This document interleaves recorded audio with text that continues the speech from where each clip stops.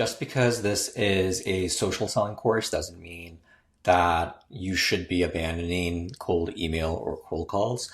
Those are still your bread and butter. You want to be using all channels possible. The thing to note is that you don't know which channel your prospect is going to respond to. For most people, one or more of these channels is going to work. You just need to figure, but you don't know which one is going to be the one that gets your message across. And so you want to try all of them. So instead of just sending the exact same message across a DM on LinkedIn, across an email, and then trying to get them on the phone and leave a voicemail with the exact same note, you might want to actually play them in tandem with each other. So a great example of this is if you try to call somebody and they don't pick up and you do decide, hey, I'm going to leave a voicemail, you might want to just leave a voicemail and say like, hey, just shot you an email. Here's the subject line.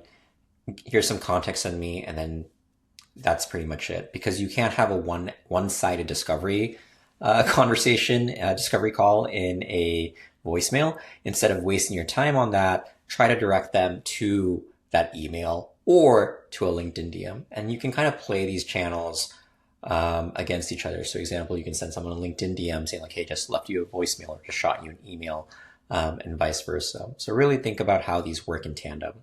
The last thing I will say is that unlike the other channels with LinkedIn, you have surface area beyond DMs. You can actually connect with somebody. You can actually show up in their feed. You can actually comment on their posts.